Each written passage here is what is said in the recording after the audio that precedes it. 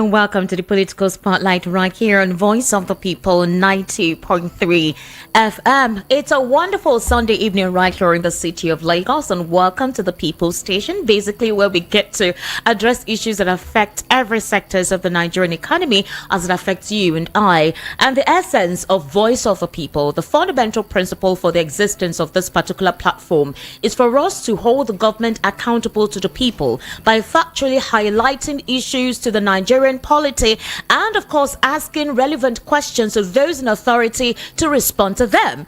One of the reasons why conversations are hard like this via the press is we ask the government which of the policies, which of the democratic principles have been adequately applied that affects positively the life of the people that they actually say they govern. And so in the Political Spotlight, this is basically what we do. We spotlight on these issues, we analyze it, we have a guest in the studio who helps to break it down for us. And of course, you get to call in when that segment actually is, provided, where you get to give us your recommendation and tell us what you think concerning the suggestions or the conversation that have actually set the tone. So once again, I want to officially welcome you to the Political Spotlight. This is VOP 90.3 FM, and of course we're situated in Abuja as well as VOP 96.1 FM. It's quite a beautiful evening. The weather has been cool for the past almost 2 weeks or so.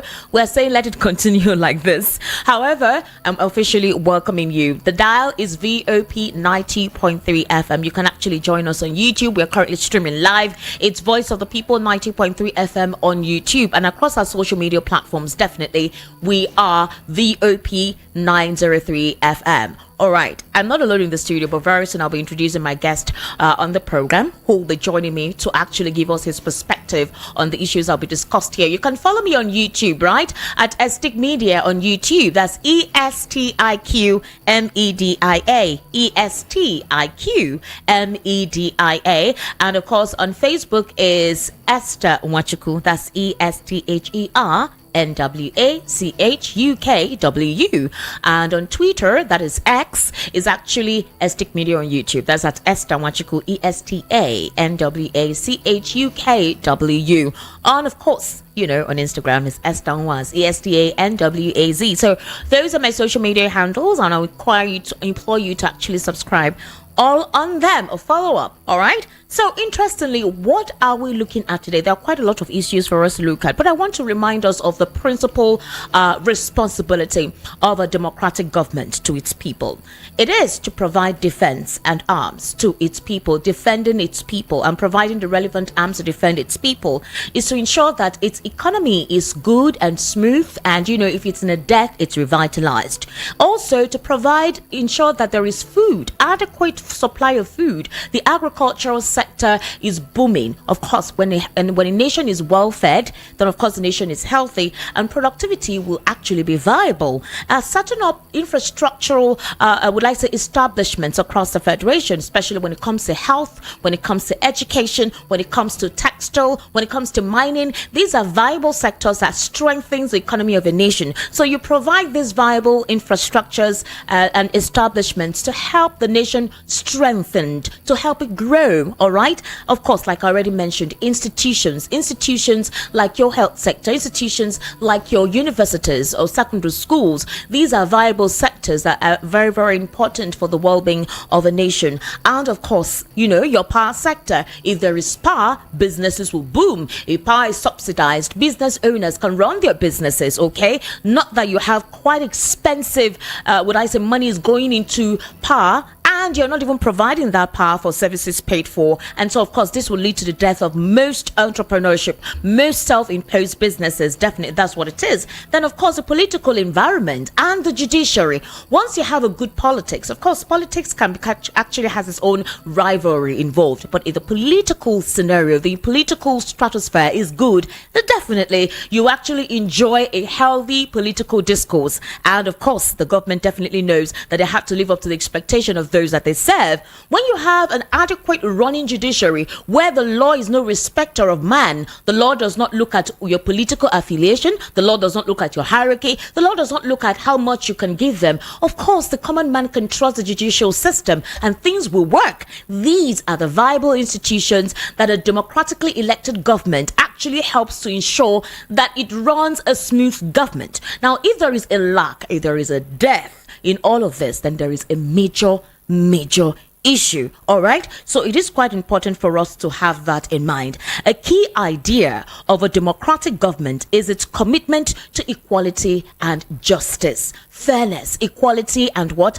Justice. That is what democracy is all about. The reason why I'm actually setting up this particular definition of what democratically elected government's responsibility to its people is supposed to be is the fact that we want to look at this very salient issues that is bedeviling the minds of a lot of Nigerians, and I want to bring you back again. Now, there's a lot that actually transpired before President Bola Tinubu came on board. We saw what transpired during the administration of former President Muhammadu Buhari.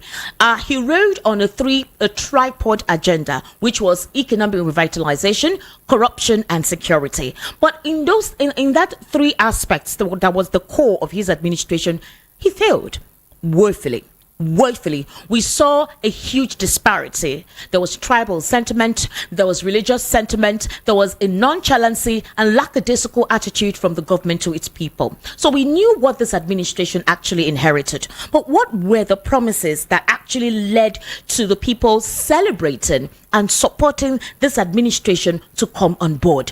What were the issues that made Nigerians believe that this administration would do something different from what Nigerians are used to with previous administrations? Now, this administration promised a roadmap on key national issues, which I'm going to highlight now. The national issues, all right, that was the brainwork of this administration during its campaign was security, economy, agriculture, power, oil and gas, transportation, and education. In fact, the campaign promises railed on, infrastructural development in the build-up to the 2023 election, and it issued an 80-page policy document which highlighted an 8-point blueprint for its renewed hope agenda. Now, in the manifesto that was published in October 2022, President Bola Tinubu said his objective would be to foster a new society based on shared prosperity. I want you to listen to this very salient key agenda, which was the brain of the manifesto of the renewed hope agenda, which a lot of Nigerians actually needed at the time. They keyed into it, all right? Now, shared prosperity, tolerance, compassion, and the unwavering commitment to treating each citizen with equal respect and due regard. Now, among the glowing pledges which were contained in the campaign document, the president said that if he was given the mandate, he promised to build a Nigeria, especially for our youth, where sufficient jobs with decent wages will create a better life. He also said that his government will manufacture, create, and invent more of the goods and services we require. Nigeria will be known as a nation of what? Creators, not just of consumers.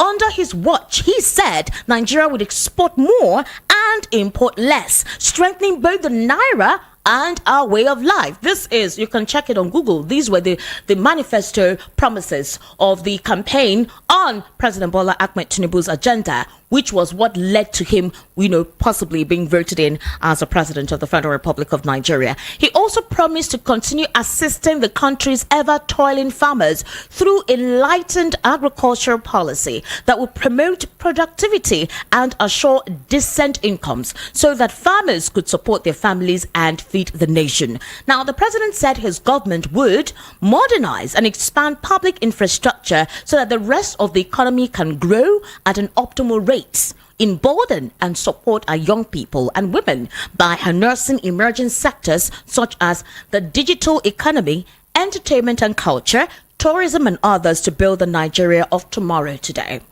But the big question is, 1 year after precisely, what have we garnered? What have we gained? What have we realized? Which of these policies, which of these promises, which of this mandate has been fulfilled? That's a question in the minds of a lot of Nigerians, which of course is leading us to the most talked about situation, and that is the engagement of a national protest to take place. Now, this particular protest was inspired by the protest that took place in Kenya. And one would say, why would this protest be going on now? It's just 1 year into this administration. Come on, Nigerians, try to be fair. We already know the administration that President Bola Ahmed Tinubu actually inherited. So why are you not patient? Now, there are a lot of conspiracy theories that surround the call and the agitation for this protest. There are political conspiracy theories. There are tribal conspiracy theories. There's a regional conspiracy theory. There's a lot of theory involved in this call or the agitation, right, for this protest to actually take place. But then the question now is, regardless of all the conspiracy theories on ground, is it deniable that Nigerians are currently suffering? Has the Naira been valued, or rather, has the Naira improved?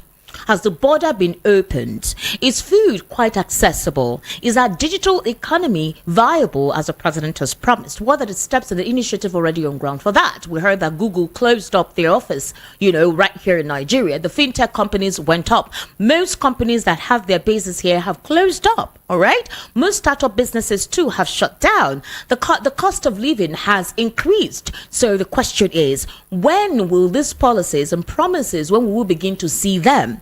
The policy implementation of the Minister of Finance and the CBN Governor Olayemi Cardoso, there seems to be a call that it is a trial and error method being implemented. So when we then get the policy or the method that would work, now the loans that have been borrowed, that will actually come into that. Those loans that have been actually borrowed, those that have been actually made available from the World Bank and the International Monetary Fund, where has those monies gone? What has it been used for? What aspect of that money is being accountable for? All right, these are the viable conversations, and we need to look into that today. But first of all, I want us to listen to something. There are a lot of different perception and different calls on why this protest should not hold. I want you to listen to the Zamfara State Commissioner of Police and how he described what this protest is or what this protest is about. And then I also want you to listen that during that same stakeholder meeting with some members of the NLC, I also want you to hear what they said based on how he generalized the concept of the protest.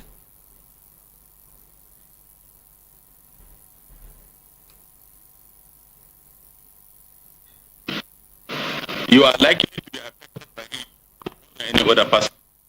Most people that are calling for this protest are criminals, bandits, illegal miners, armed robbers, and unemployed youths who want to seize the opportunity to break people's shops and carry their property.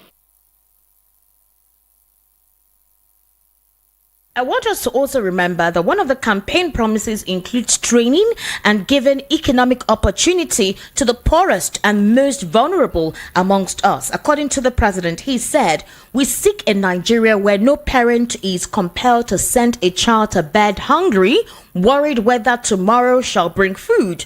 More importantly, on the economic front, Tinubu said his administration would generate, transmit, and distribute sufficient affordable electricity to give our people the requisite power to enlighten their lives, their homes, and their very dreams. He also provides to make basic healthcare, education, and housing accessible and affordable for all, and most importantly, establish a bold and assertive policy that will create a strong yet adaptive national security architecture. The question is, what is the reality on ground? Are we seeing the efficacy of any of those policies? I wanted to hear a response to what somebody in that particular gathering said to the Commissioner of Police in Zamfara State as how he generalized all those who were going to participate in the upcoming protest. Let's take a listen to him. All these people that are calling for protest as bandit, as criminal, it is not so, because I have seen them, I know some of them. Because they were in label, we tell them it's not issue that has relation with label. All right. I'm sure you also heard that, right? There's quite a lot. Now, I want you to hear what some of the Northerners are saying. I want you to recall that this protest started off from the youth in the North. They're complaining about the strangling and stifling economic situation, how they do not have access to food. We saw them bringing out billboards of all APC advertisement or whatever within some of their localities. I want you to also actually listen to him. Up to the sack of Senator Ali Ndume as the chief whip of the Senate, and also he has been sacked from the All Progressive Congress. This is what I want to tell the APC and the federal government. Sacking Senator Ali Ndume is not going to sack the intentions of the youth. Sacking Senator Ali Ndume is not going to sack the intentions of the protest. A protest is very imminent and we are gearing up. Northern Nigeria is gearing up. They say that the truth is like an open heart surgery. So why are you paying because Senator Ali Ndume said the truth to you? Well, we stand with our amiable senator. However you decide to treat this particular case, it's not going to deter us from the protest. We are going to be on the field and we are going to exercise a civic responsibility. A protesting is a civic responsibility and nobody can stop us from protesting. The time is now, dear Nigerian youths. If not now, when? If not you, who? The self is a friend of a man that masters himself. But for a man with no self-mastery, the self will be like an enemy at war. What cannot defend itself cannot be defended. Thank you.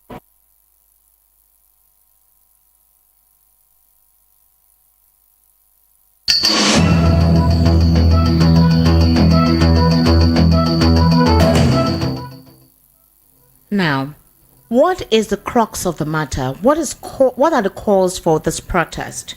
People subjected to begging on the streets because they can't afford even a meal a day, let alone 3, due to the skyrocketing food prices, high inflation, and the devaluation of the Nigerian currency against the dollar. Unemployment creating a vacuum for insecurity. Millions of children dropping out of school due to the ongoing menace in the northern part of the country, where terrorists entice young people with small amounts of money as a means to recruit them and launch attacks on innocent people. Food security in jeopardy due to banditry, kidnapping, and attacks by herders, predominantly farming communities having been devastated, with many farmers killed overnight, others kidnapped, and some forced to flee their ancestral homes out of fear. In fact, their farms completely razed. All right, the rate of poverty in the country increasing significantly, the country's security architecture being compromised for a long time. Nigerian leaders, all right, seem not to show an empathy to the lives and the plaguing situation affecting the Nigerian people. And the outcome, people do not know, is the precipice the Nigerian government or Nigeria as a nation is sitting on. The precipice is very thin. So the question is the president paying attention to the cries, to the clamor of the people? He has on several occasions asked us, all right, to be patient, to understand that it is not easy for his government, that he actually acquired a debt when it comes to national policies, when it comes to the economic system that he inherited, that Nigerians should please give him time.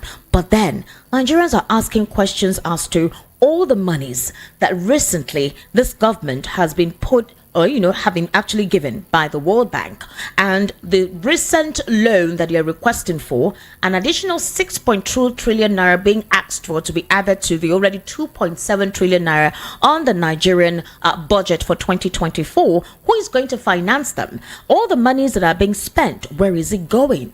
What are the Nigerian government actually using it for? That is the accountability that is being asked by Nigerians. And of course, one of the precipice for the setup for this protest. I'm actually trying to look for a complete breakdown, okay, of the loans and palliatives that this current administration had access to, okay? And that's very important for us to understand. So we know the reason why this protests are being called for and the reason why the Nigerian the Nigerians are asking the federal government to give it its response, the response that they've been clamoring for. Now, in June 2023, all right, 750 million naira loan was given to the power sector. These are loans, all right, that has been acquired through the IMF or the World Bank to this government. Now, in the same month of June 2023, since President Bola Ahmed Tinubu came on board, 500 million naira has also been given for women empowerment. I also want you to remember that there is a sitting, all right, asking the Minister of Women Affairs of what the money that was actually granted to them, what they've used it for. I don't know if you actually heard when I played it out on one of my world news segment here, where they were asking her questions as to the money that was approved, what was the money used for, and why contractors have not been paid. Okay, that one is sitting somewhere. Now, in September 2023, $700 million was actually sent for educating adolescent girls. Okay, these are monies that have been approved by the World Bank. Now, in December 2023, $750 million was actually given for renewable energy. Now, in June this year, 2024, $1.5 billion was actually given to this administration for economic stabilization reforms. All right. The same month, $750 million was also sent for resource mobilization reforms. Now, in the same June 2024, the World Bank approved a $2.25 billion loan for Nigeria. This was meant to shore up revenue and support economic reforms that have contributed to the worst cost of living crisis in many years for Africa's most populous country. These are the loans, okay? Now, let us look at it again. All these have amounted to about $4.95 billion that Nigeria has taken in World Bank loans so far under this administration. Now, within the same 1 year, while Nigerians were asked to tighten their belts, that the federal government engaged in the following expenditures. All right. Now, 5.5 billion naira was actually earmarked for presidential yacht on November 2023.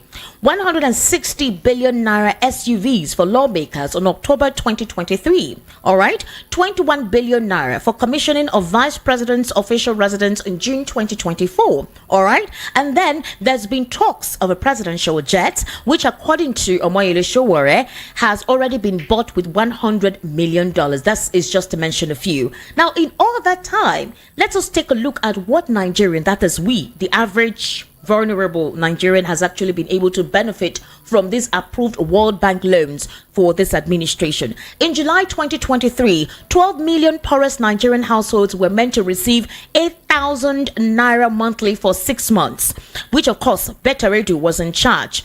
And of course, you know, she was investigated by the EFCC and they've cleared her of it, but nobody has given us any accountability if that money indeed was given to vulnerable Nigerians for 6 months, that 8,000 naira. Now, in August 2023, right, the federal government approved 5 billion naira for each state and the FCT to enable them procure food items for distribution to the poor in their respective states. In October 2023, there was a supposed portion of that particular World Bank approved loan, which was meant to give a conditional cash transfer of 25,000 naira every month for 3 months. Nobody has told us anything about it. If, of course, that money has been given, we've not gotten any testimonial from any Nigerian or any institution that that money has actually been disbursed. Okay? Now, the same month, President Bola Ahmed Tinubu approved 35,000 naira provisional wage for federal government workers for 6 months. This year, 2024, January, President Tinubu approved 57.8 billion naira worth of food palliatives for members of the National Assembly to distribute to their constituents. February 2024, Customs sold 25 kilograms of rice for 10,000 naira. It was a way, all right, to actually help Nigerians since food was so expensive. So a lot of people could buy, not to resell, but buy and cook and eat at home. April 2024, President Tinubu's government grants 50,000 naira each to 100,000 Nigerian businesses. And the federal government distributes 740 trucks of rice across Nigeria. So the thing is, while billions are shared by the political elites and those in government, Nigerians are to share cups of rice or pasta or beans.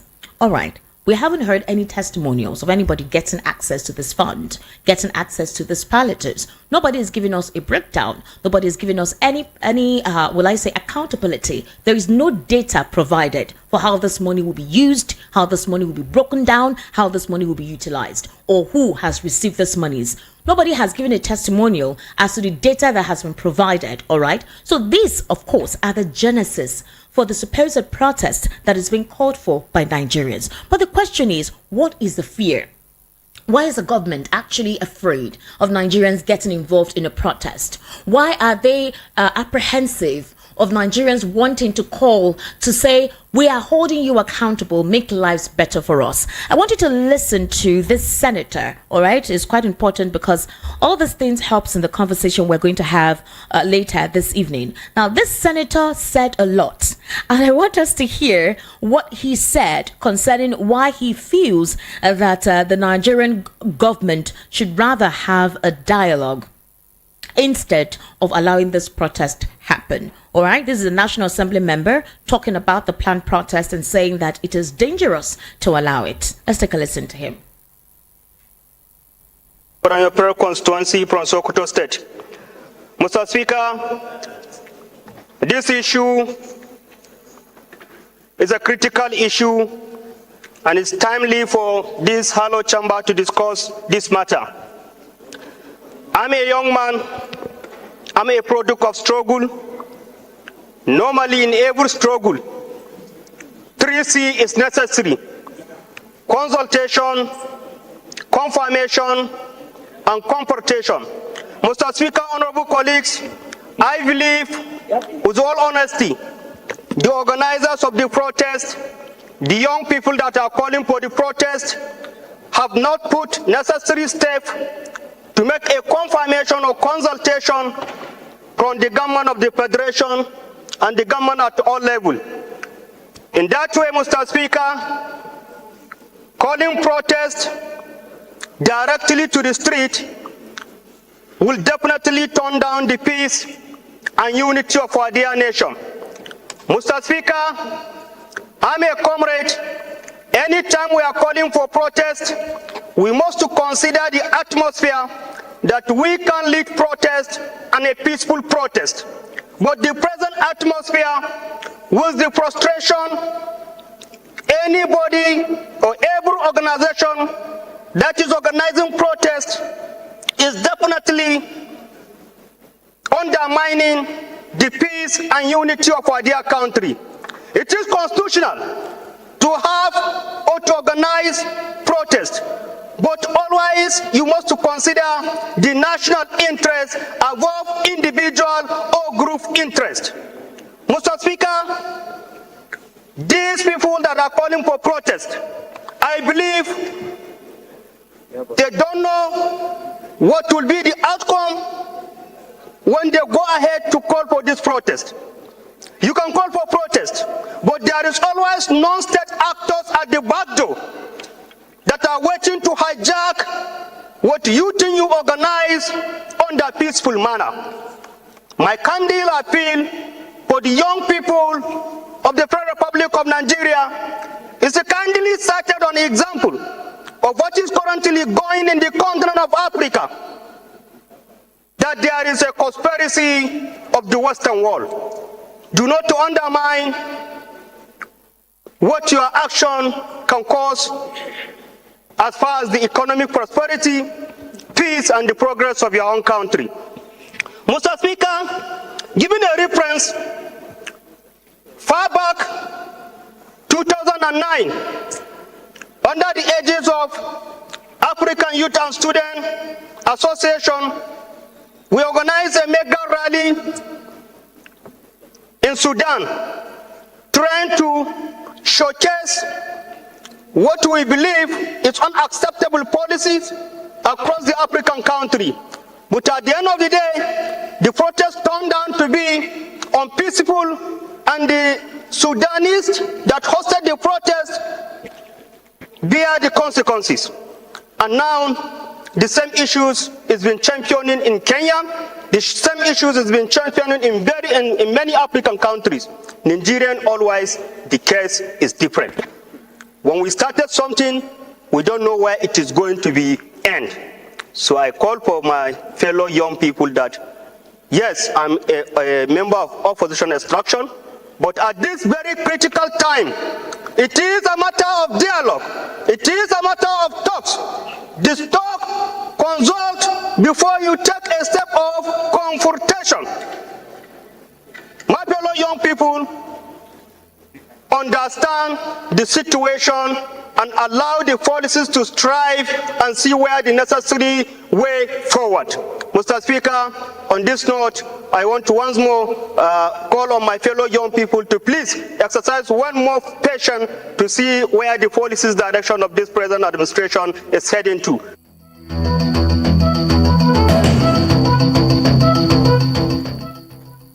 Okay. So this are the quagmires that we're talking about today. He's saying that rather than encouraging or actually going on an all-out protest, why don't we have dialogue? He actually stated, federal government, look for the sponsors or those officially calling out for this protest so we can dialogue. Once we have dialogue, then we can discuss the way forward. For how long have Nigerians been dialoguing with the government to look at the situation or look at their plight? That's a question a lot of Nigerians are asking. So the big question is, why the fear of the protest?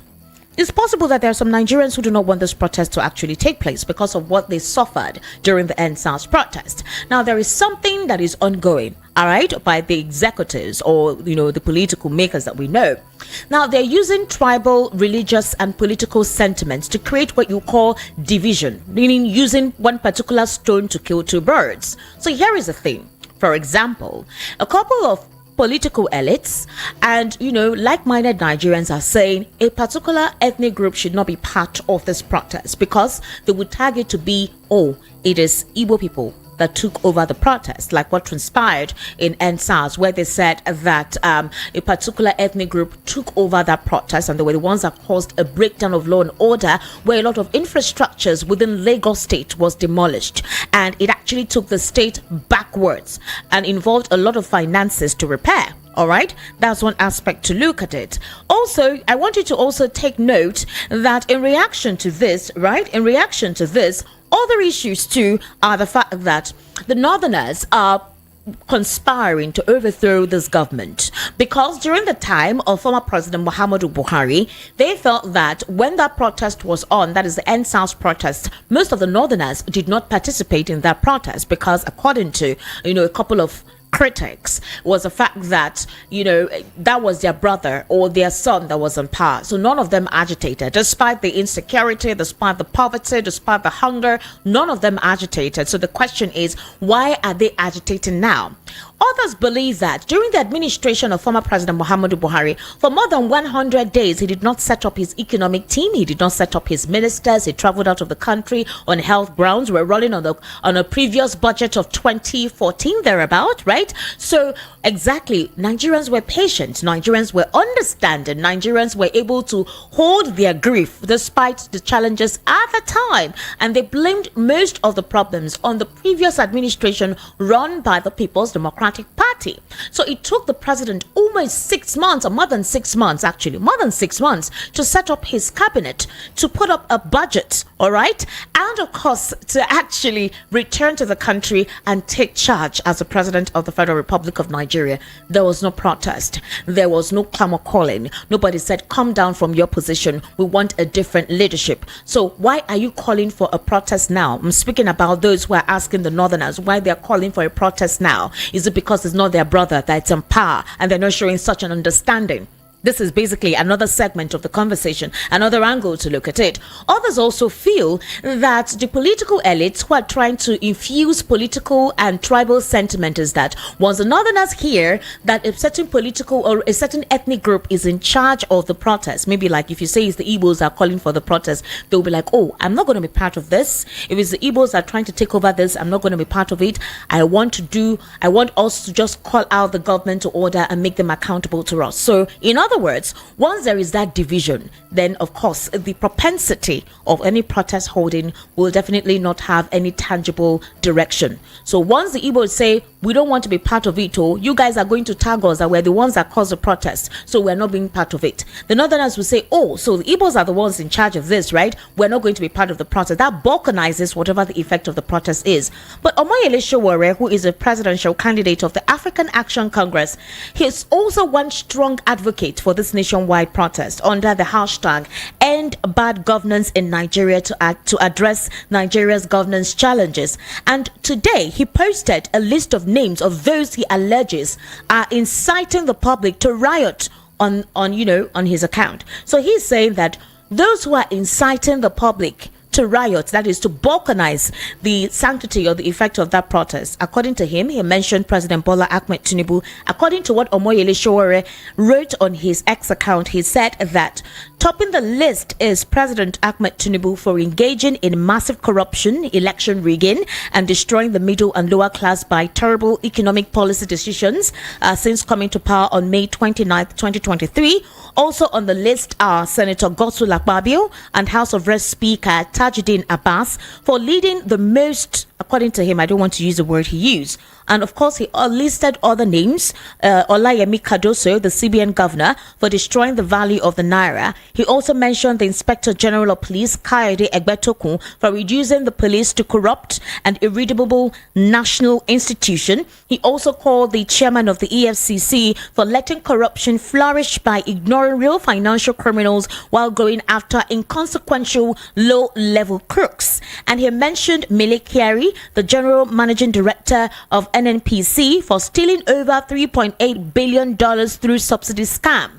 He also called out the chief of the Nigerian Navy, Emmanuel Ogala, for conniving with crude oil thieves to deny Nigerians of crude sales and revenue. He also called the Comptroller General of Customs, Bashir Adeniyi, for conniving with cross-border criminals to deny Nigeria billions of dollars in excise duties. He called on the judges who received bribes to pervert the cause of justice across our courtrooms. He also called on the chairman, Independent National Electoral Commission at INEC Nigeria, for organizing the unconscionable elections that brought all this people to power. He also called on Yusuf Bichi, that's the Director General of the Nigeria Secret Police as well. He said they consistently violate the fundamental rights of Nigerians with impulsive impunity.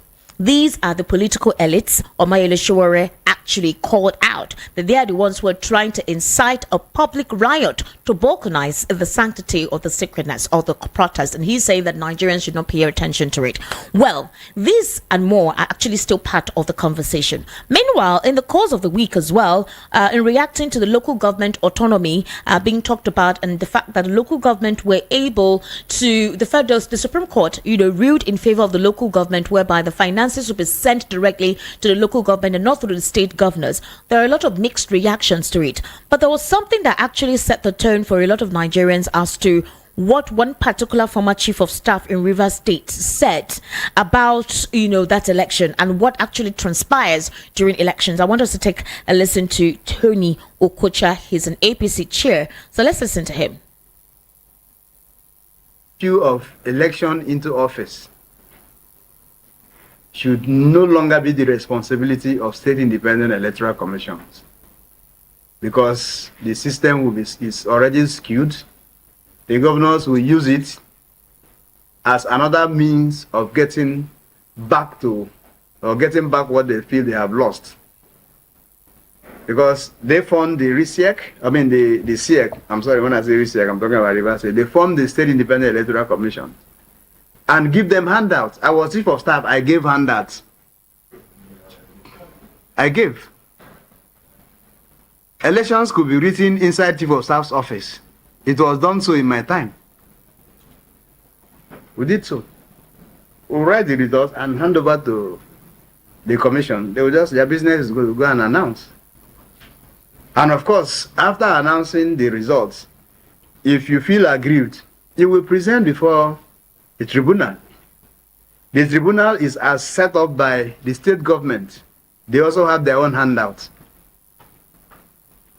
Now, the appeal to whatever decision the tribunal takes is at the State High Court, they will also have their handout to do. So what will you do else? You will accept your fate. And it is the reason why in all states where they have conducted election, all the positions were won by the governor's own party. So that suggests democracy. It doesn't. So we're also using this opportunity to plead with the National Assembly to immediately, either by resolution or howsoever, remove the issue of election of local government leadership from the hands of the State Independent Electoral Commission. Let INEC, a body saddled with conduct of elections, be responsible for all elections in Nigeria.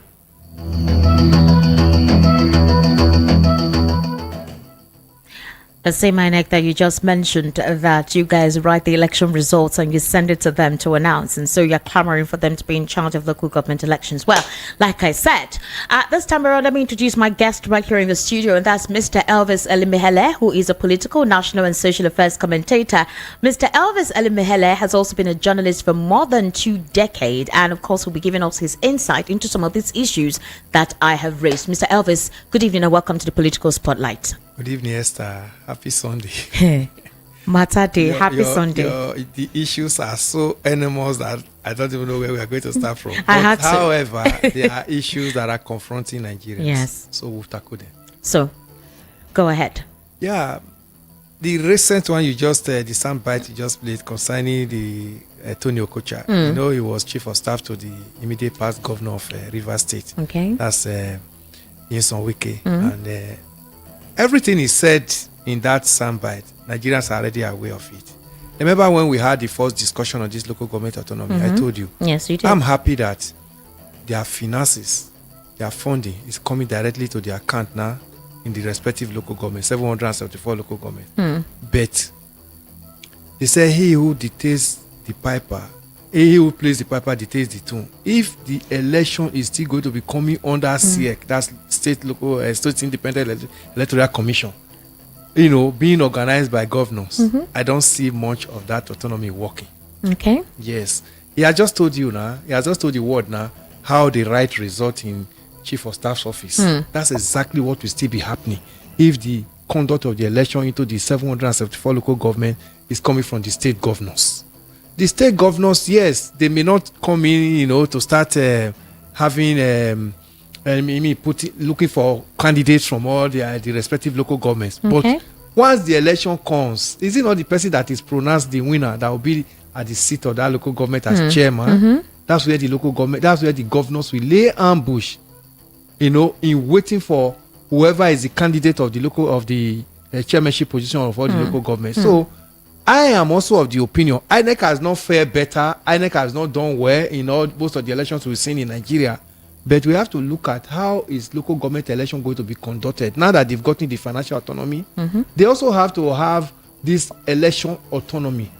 The way the election is going, because if it's in the hand of the governor, it has not worked. The governors will still make sure that their own State Electoral Commission chairman that they appoint, you know, supervising the election, also work, you know, in their own favor, in whoever they believe is going to serve their own bidding. It's possible, Esther, that when this money gets into the account of the local government and the governor say, you know, I'm the one that put you there. Remember how I manipulated my my electoral commission chairman to make sure that you win the election. Yeah. I want that money sent back to me now.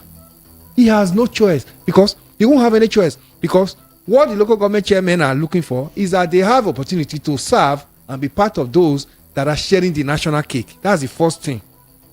So if they are there and they remember that if the national cake is taken away from them, they may not get it, they will do the bidding of the governor. So I don't know. I still believe too well that we have to have a body separated from the governors in conducting local government election for this autonomy to work, for the people's voice to be heard. All right.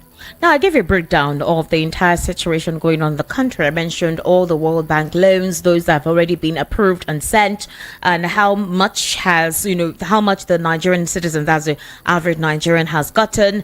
Nobody has told us where those monies are, what they've been used for. The presidency requesting for 6.2 trillion naira to be added to the already 2.7 trillion naira.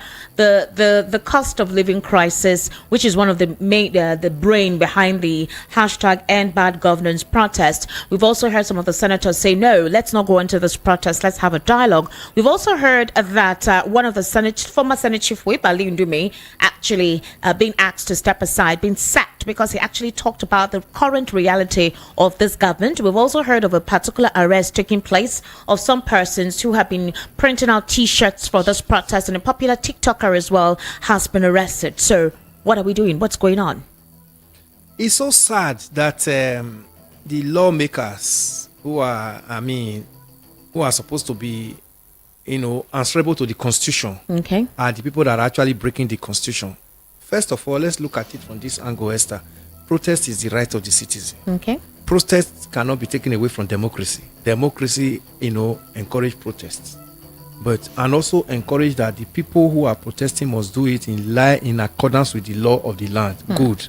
Then what do the people need? They need government protection when this protest is ongoing. All right. That's where we have the armed forces, especially the police. Protect these people. Let it not be hijacked, if that is going to be their affair. Okay. Is it the right of the people to protest? Yes. Are they protesting for a just cause? Yes.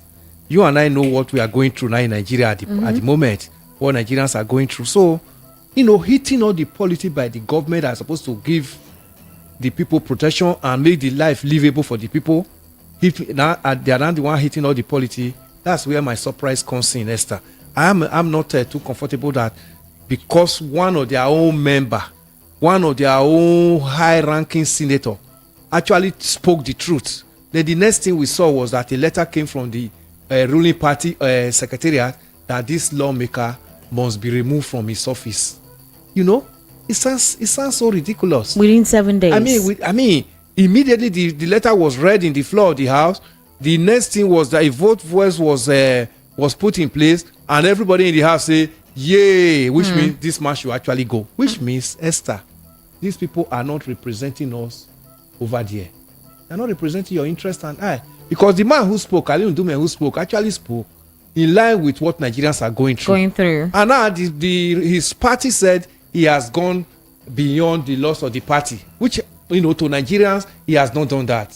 If the ruling party actually respect the people who owns the democracy, such letters shouldn't have emanated from their office to the National Assembly, especially the Senate, for that man for him to be sacked. And again, for all the members of the Senate to now join the leadership of their party to say, yes, this man must go, shows that we are in trouble. Absolute trouble. These people are there, ripping us off, enjoying their 160 million SUV, and enjoying all the allowances. But they keep on telling you and I to tighten the bet. If the nation is actually good, if they are actually what they told, you realize that they are their manifestos, yes, that they told Nigerians. Yes, precisely. If those manifestos we actually see light coming into those manifestos, at least this 1 year plus they've been in the office, do you think anybody would have called for this protest? And even if it is called for, do you think there would have been anybody responding positively towards it? But we have seen that there is nothing that you mentioned in that manifesto that is working. Are you sure? Yes, Esther. Nothing is working. Tell me what is working. Is it the infrastructure? The one that you are seeing, the one that they are celebrating now, the Lagos Calabar Coastal Highway, they have ulterior motive towards it. By the time this administration is running off, you and I will understand it better. That's what people are asking. Why are you asking for 6.2 trillion naira? Is it to finance that Calabar Coastal Highway? You will not tell me the relevance of that project, so sudden to Nigeria, to Nigerians and Nigeria. Then you will not tell me the change of the national anthem, of what importance is that one to Nigerians. You not just look at it. Nigerians cannot travel from one state to another. Nobody is talking about that. Okay, we are being told that insecurity has improved in Nigeria. Have you? I mean, you and I are witness to this. Has it actually improved? These are just mere propaganda. Is it the feeding? I mean, since I began to have sense in this nation, I've not heard of Nigerians crying of food. We could cry for any other thing, not food. But today, Nigerians are crying that they are hungry. I mean, even if you give judgment in every other aspect of life and say, okay, you fare well, and you say somebody to go and remain in hunger, can you bear hunger? No. Nobody bears hunger. No judgment supposed go and remain in hunger in the world. So if Nigerians are coming up and saying that we are tired of being hungry, and somebody actually said yes, this government should do something better to alleviate the suffering of Nigerians who brought them into power. And the next thing that came from the party secretariat of the ruling party is to say, why must you say that? It means they have an ulterior motive towards Nigeria. They are not doing our bidding. Mr. Elvis, the special advisor to the president on information and strategy, Bayo Onanuga, I think he has actually been trending since yesterday. He accused the supporters of Peter Obi, that's the obedience, and of course the Labour Party followers or supporters as well, that they're plotting to unseat President Bola Tinubu under the guise of protest. And he made the allegation in a statement he posted on his verified X account. Now, he did not provide any evidence to substantiate his allegation. According to him, he says the malcontents planning to stage a nationwide protest are supporters of Peter Obi, the failed presidential candidate of the Labour Party. He should be held responsible for whatever crisis emanates from the action. Don't you think that's a dangerous post to make, considering the frailty, all right, of the Nigerian polity?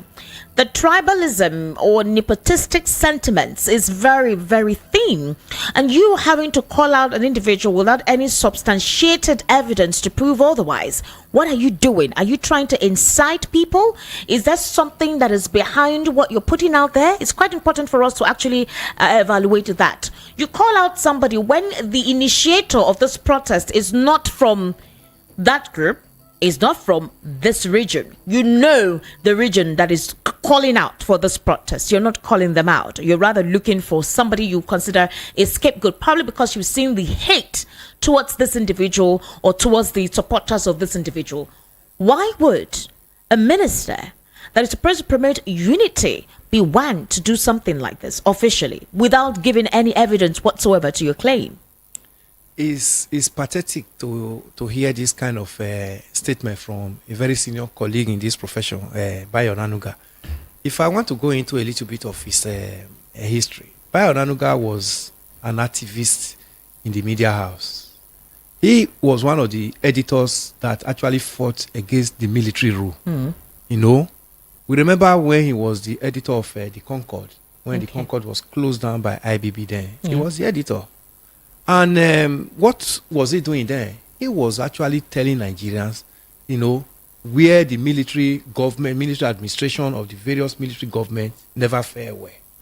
And IBB felt offended and he closed down the media house where he was the editor. If what IBB did then, he could see it as wrong. And now we are not in democracy that we were calling for then. Okay. And he is now using this opportunity of this democracy now to, to jeopardize what he fought for. Are you not seeing that there's a double standard here, Esther? Which I'm so disappointed, because I remembered when the Concord was closed down, it was later MK Abiola asked him to apologize, and he said he's not going to apologize. That he wrote actually what the interview that the president granted him, IBB then. Now he left and set up the news, and everybody followed him. Right from then, he has been a very good, busy person within the news media. Today, because you are the corridor of power now, you are not telling people not to do those things that you teach us to do when we were students in this nation. Then it was not as difficult as this. Nobody was buying fuel at 200 naira, 100 naira, 50 naira then. Nobody could go to the market and say you cannot buy food stuff then. But today, these are things that are staring us on our faces. Now, Nigerians are saying, no, we don't need this. Then you are now liking it to one innocent man who has never called for protest. Even at the heat of the election in 2023, after the INEC came up with their kangaroo announcement and the court and all the shenanigans that came out from the court, Obi has always been saying one thing: I don't need violence. Obedience have not even threatened Nigeria on anything violent. Obi has been able to work on them that violence will not solve this matter. Now, obedience are not even part of those that are calling for this end good governance protest. Obedience have not been named. Why are you not calling out Obi's name? Is it just because that you don't like where he came from, or you don't like him in person?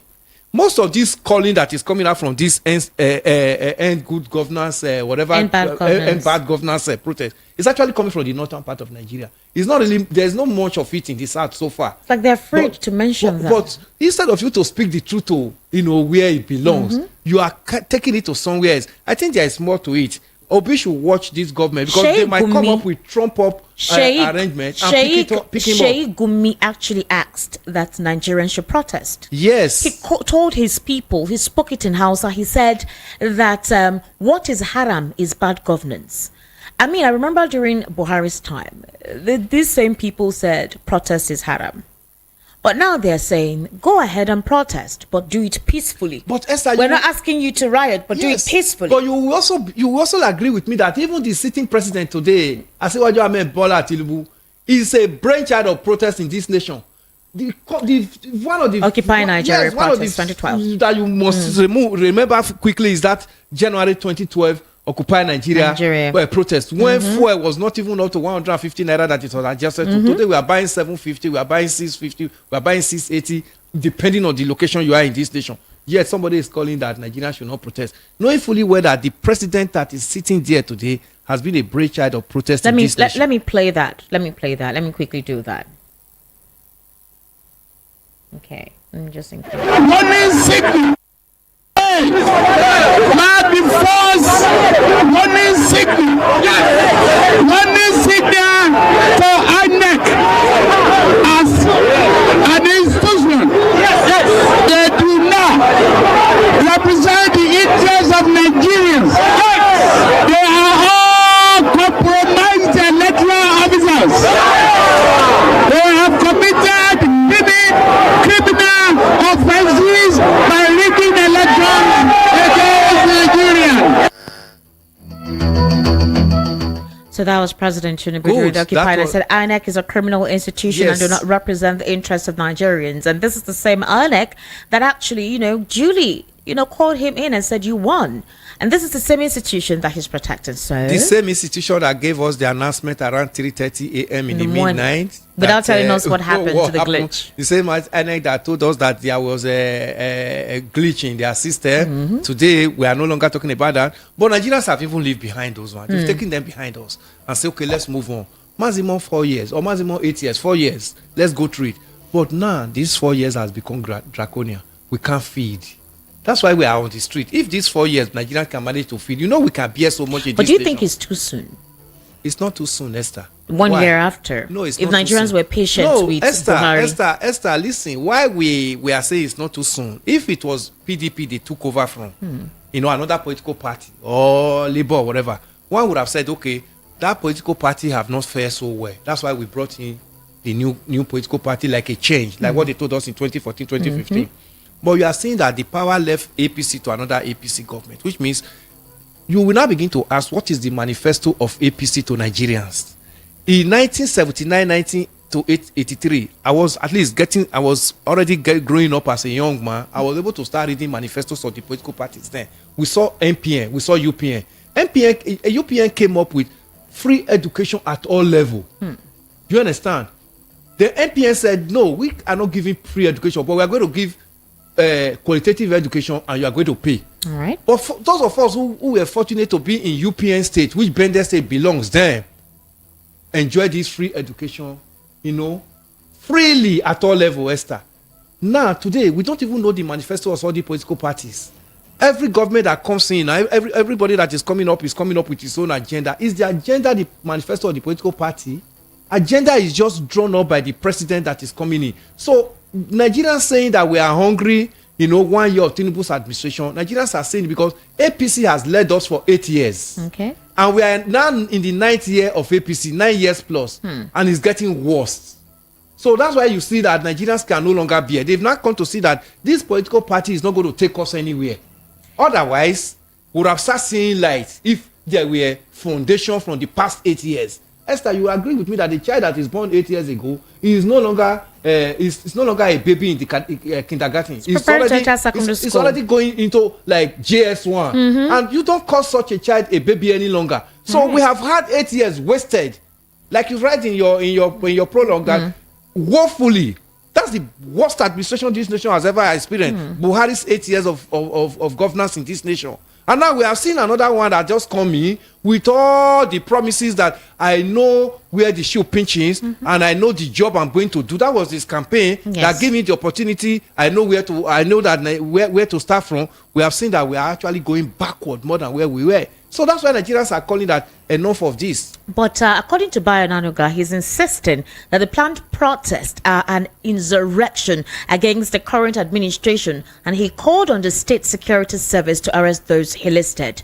Now, one of the names in the statement is a former senatorial candidate in Lagos State, Badamasi Babantude, along with other anonymous accounts. He said the protest planners are also the same people who were instigated by IPOB leader Nnamdi Kanu. Now, Nnamdi Kanu's name is coming out. You know that they're looking for how to seek for a political resolution ahead of his September appearance. Yeah. And I remember Allah Ejimako saying that a lot of criminals and persons are plotting to ensure that that aspect or that prospect, all right, is balkanized, whereby it doesn't take place, where they'll come up with several allegations that is to stunt, if at all, that process is meant to take off. Now, he's saying that the NSAS protest was instigated by Nnamdi Kanu, which was through the whole End SARS protest in Nigeria then in October 2020. According to him, he said it began as a genuine protest by youth against the police special anti-robbery squad, notorious for its high-handedness. He also said that IPOB members planning to extricate the southeast region from Nigeria infiltrated the protest and hijacked it for their own agenda. That Lagos still bears the scar of the malicious destruction by IPOB elements till this day. Now, we saw some pictures of those who were involved in causing a riot or a friction at the time. We saw their names, right? And a lot of Nigerians are saying, are these individuals truly from this particular ethnic group, as you mentioned? All right. Now, he's also saying it that 2 years after NSAS, IPOB and Gullible Innocents have joined the Labour Party in 2022 to support Peter Obi, who they called a sympathizer of their cause. All right, so that is another thing to look at. And he also said that there are the people spreading the hashtag end bad governance, Tinubu must go, and Revolution 2024, that they are not Democrats, but they are anarchists. They are attempting to call out the people via propaganda because the Messiah Peter Obi failed to win the presidency in the 2023 elections. That as bad losers, they don't have the patience to wait for another election in 2027. Bayo Nanuga literally generalized the entire process, the entire call for this protest on one individual and on one ethnic group. Why? I think that's one of the things that we must actually fight to bring down in Nigeria, this ethnicity. Okay. You know, it has really eaten deep into the fabrics of this nation, and it's not doing us well. Okay. These same people you are mentioning now, they don't have a separate market. They go to the same market. These same people you are mentioning now suffer the same thing every other person in this nation is suffering. Okay. You know, the bad infrastructure, the non-availability of electricity, you know, both at home and in business premises. This will all suffer it. But why will you now be bringing them in as if they have a separate governor in their own region? I don't understand. It's so appalling. Because we know where this protest is originating from. Yes, you know where it's, but you don't want to speak the truth to it. You know why I'm not too comfortable with some of these things that he's saying is that it's dangerous. These are dangerous comments you're making. You are even highlighting them to divide the nation more, to split the nation. You remember that into fabrics. I said something. The conspiracy theories are this is deliberate, whereby when you make it about an ethnic group, the other ethnic group will actually distance themselves from absolutely, thereby dissolving the effects of the planned protest. Remember I said using one stone to kill two birds. The other ethnic group too does not want to be profiled like they've been profiled for the NSAS, and so they distance themselves. Meanwhile, in a society that actually listens to its people, remember that America is gearing up for its 2024 presidential race, while Joe Biden has announced that he will end his candidacy for re-election, saying it is in the best interest of my party and the country. So right now he has withdrawn from the US presidential election race. And of course, we know that it was a follow-up to weeks of intense pressure from fellow Democrats after faltering debate performance against Donald Trump. You know, after the shoot on Donald Trump, he seemed to have gained more steeze and popularity and support, while the Democrats actually halted their funding to the representative then, that's Joe Biden, and they needed funds. So right now it feels like Kamala Harris is to be the nominee since Biden has dropped out of the race. Now this will be a pivotal moment for the United States of America and almost all over the world, being one of the strongest nations in the world, having the first female president representing the interests of that nation. This is a pivotal moment for the people of the United States of America. This is a pivotal moment for women equality, a pivotal moment for women in politics, and this will set a tone for the next generation of politics in the world. So we'll see how this development takes place. All right, now coming back home, where we know that something like this can never happen, no matter how old the president is. Do we even know their rightful age, Esther? They keep on telling you they are 70 even when they are 90. We don't know their age. Wait it. Who says I cannot talk? If you ask me 1 + 1, I tell you it's equal to 2. So that means my mental acuity is okay. So I can still run. All right, Mr. Elvis, like I said, let's go back to what Bayaniga is saying. And of course, others are also punching holes in what Omoyele Sowore said.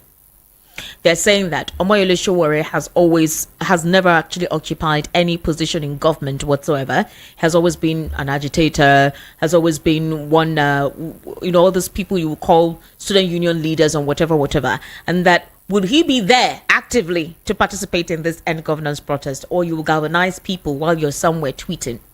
That's the question. So saying leadership should be shown through example. You won't be present there. You'll be somewhere else, but you're galvanizing for a protest. And do you see this protest actually taking place? Well, as it is now, the protest has been so politicized. Right. If I were the handlers or the organizers of this protest, I would have stepped it down for some other days to come. It can be better. By this time next year, we'll still be talking about the hardship in this nation. Because we are not praying that Nigerians should die because we are asking for good governance. Okay. We are not praying for that.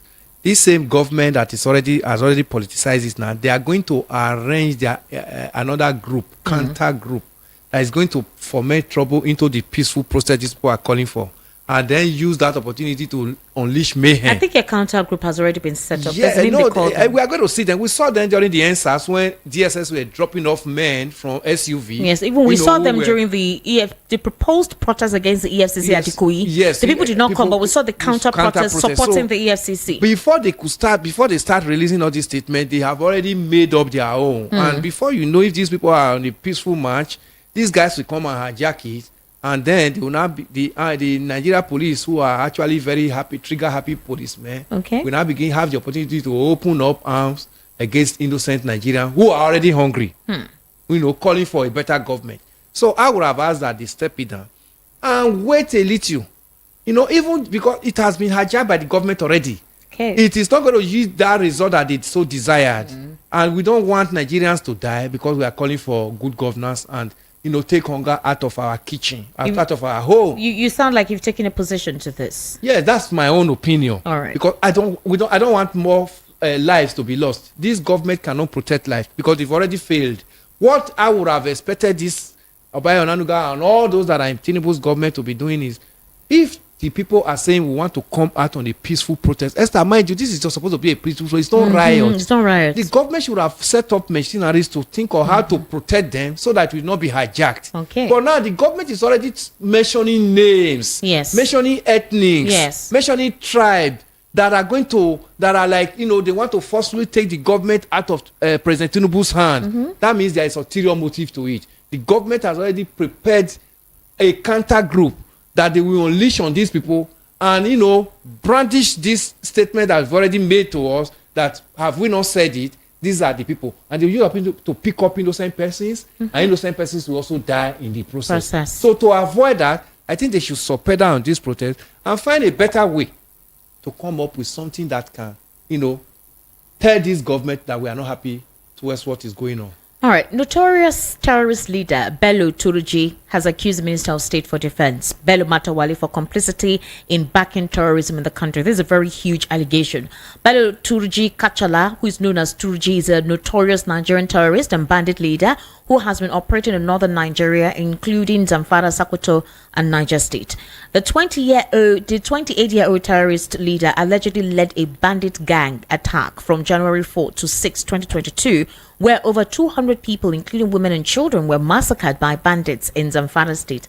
I don't want to call them bandits. They're terrorists. They're evil people. Now, in a video obtained by newsmen, Turuji alleged that the issue of insecurity plaguing the country had the full backing of the immediate past governors of Zamfara State and current Minister of State for Defense. He said he has evidence to support this claim, alleging that the past government under Matawalle was well known to everyone in the region. So he said, I'm quoting what he said in Hausa because it was interpreted here.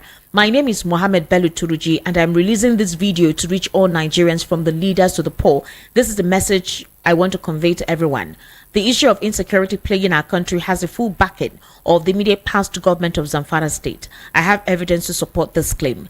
The past government under Bello Matawalle Maradun, State Minister of Defense, is well known to everyone in the region that the government has been complicit in backing terrorism, that there are individuals from Shinkafi, Zurumi, and Issa who cannot deny these videos. Meanwhile, the minister has actually described the allegations made against him by Bello Turuji in a viral video as falsehood. He accused the minister, we know that he accused the minister of complicity on terrorism-related charges. So Matawalle, who was the governor at the time, was marked with heavy criticism due to the insecurity that plagued Zamfara State at the time. Well, Bello Matawalle is saying that this, of course, is not true.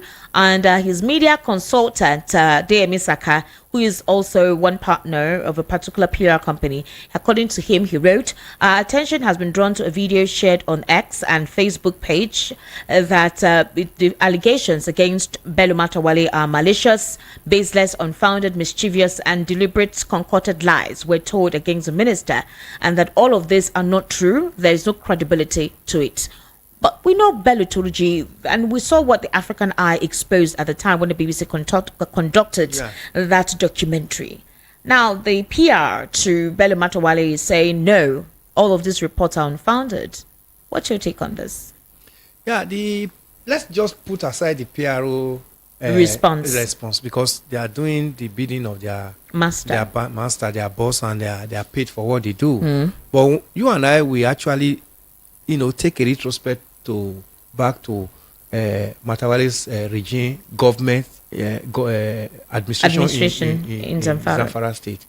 This was somebody, the man that who was even, inviting bandits to State House and all that. And you see, you will also wonder why Matawalle even made a minister of defense in this administration. One would have looked at somebody's antecedent and said, oh, he worked so well. He fought so well in, defending his people, and he knows the nook and cranny where this banditry is coming from in the northwest, and therefore he should be made a minister. I don't even know what qualified him to be there as a minister in the first case, because we saw that the banditry in Zamfara State today is worse in this nation than any other state. And yet, the Tinubu's administration deemed it fit to pick such person as Minister for Defense. Such a very bogus position that we are talking of how to fight insecurity in this nation. So everything that the bandit said, the man said, I don't think if he has further proof to tell Nigerians that the man is telling lies, he should prove it, because these are some of the people he was even trying to dialogue with them when he was governor, and he never worked. We saw all the mayhem. We saw the number of people that are in IDP camp today in Zamfara State, and they are still there. We have seen this young man, Dauda's Regina, trying to see how he can salvage his state. If you look at the statistics that are coming out from that state, as in poverty, death of infrastructure, and everything that you can talk of, and even the insecurity, Esther, you'll be amazed. There was a time I was listening to the commissioner for information, the young man from this present administration, Dauda's administration.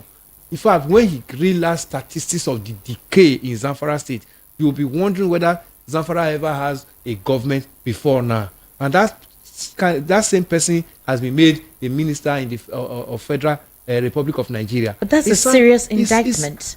From these known terrorists. I recall there was a Cameroonian soldier who actually called this Bello Turji out. We saw that video went viral. And that Cameroonian... Bello has been somebody that has released videos at intervals. He said that Cameroon is not going to be a place where... He mentioned that Bello is being protected by the Nigerian government, but that's not going to happen in their own region. So for Bello to be making such a statement, it sounds so informed. It almost feels like there is something he very well knows that a lot of us do not know. Like I keep on telling you, most of the northern elites know the genesis of this banditry and this terrorism, in the north. It's just that so many of them don't want to speak truth to the problem on ground. If you really want to talk of the political elite, the so-called royalties in the north and all the who is who, they know much about this. Some of them are telling us that it's because of the natural resources in those states, illegal mining. We know that part of it is it. And who are the people that are benefiting from this illegal mining? It's not just those boys that are there digging all those holes that are there. They have people who are sponsoring them. And who are these men? They are the big men in Abuja that only use these boys as tools to get this thing out from the ground. And do you think these boys know the market for those mineral resources that they are mining there? They don't know the market. So the big men, the so-called elite in the north, know so much about the banditry in the northern states of Nigeria. And they are beneficiaries of it. That's why you see it has become a big business. Have you thought of, the logistics of, keeping these boys in the bush all this number of years? Yes. They feed, they eat, they are clothed. I don't even want to talk of the sophisticated arms they carry. Remember there was a time, our present vice president now, Shetima, when he was governor of Borno State, went to meet President Buhari and said, this man carry more sophisticated arms than Nigeria army. Remember he said it when he was briefing the president. So now, the same person now had the opportunity of becoming the vice president of Nigeria. And nobody is talking of how all those things you saw as governor, which you said you were, handicapped to actually solve. You are now in a better position to have been able to galvanize the federal government now and say, okay, these were some of the things I experienced as governor. Let's see how we can, come out of it. But you see, 1 year into this administration now, the insecurity is worse. Though they will tell you that it's better, but you and I know too well that it has not fared better. So we have to remove propaganda from the governors for Nigeria to move. All right, a couple of people are asking that let's not go on with this clamp down. They're asking the federal government to address the citizens as soon as possible, otherwise it could lead to a state of anarchy, and that's what we want to. Our economy cannot actually survive it, yes. That's anarchy. Others are saying that there could be a reason, for example, if at all that takes place.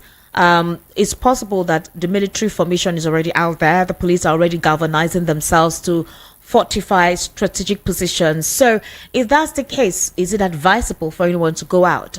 Others are asking for who are the sponsors of this protest. They're saying that some certain groups are trying to balkanize the administration of President Tinubu. They want him to step down, that there is a conspiracy on ground to tarnish his administration, wanting him to step down, and then of course they consider it to be treasonable. Unfortunately though, Bayo Nanuga is mentioning a particular group and a particular person. But the thing is this: is it that the president isn't aware of what is going on, in as much as he tells Nigerians to please be patient and let things work out? How soon how soon should that patience expire? Because people are dying, people are committing suicide, and it feels like the government is not taking note of this situation, the sensitivity of the problem in the country. Businesses are shutting down, private companies are not increasing staff salaries, cost of living is nothing to write home about, the economic policies seem not to be working. So what exactly is going on? You see, this was where I faulted the National Secretariat of APC, against Ndume. Yes. You understand? This is why I faulted them. Ndume said the president has been caged. He's been, taken off from the reality on ground in Nigeria. That was what this man said. and that even him, a ranking senior senator, cannot reach the president. He even said there was sometimes he met with the president in the allocation. President, I have not been hearing from you. But it was like that too for Buhari. No. But if it was Buhari was a monumental failure, like I tell you, we should not liken any government. We should not compare any government with Buhari's government in this nation. Okay, if Buhari was completely a failure, then we should have seen a difference coming out of this. Now, the man said, if the president is actually in touch with what is going on with Nigerians, okay, it's possible that there could have been better solution. That's why I'm not comfortable with all these sycophants, coming out with all these statements that they are turning to treasonable offense that somebody want to go to the street to protest. Okay. That's why I'm saying that the protest should, they should support that, they should step down this protest, because they will pick up Peter Obi and label treasonable offense around him. That's basically what his team is alleging. And keep him in the prison from now to 2027 general election. He may not be released. Can that take place? It can take place without evidence. No. I mean, Nnamdi Kanu, has there been evidences? Have you not even gotten caught a discharge and whatever released? Has he been released? We also saw the former NSA, what's his name now, Dasuki, during Buhari's regime. He was kept there.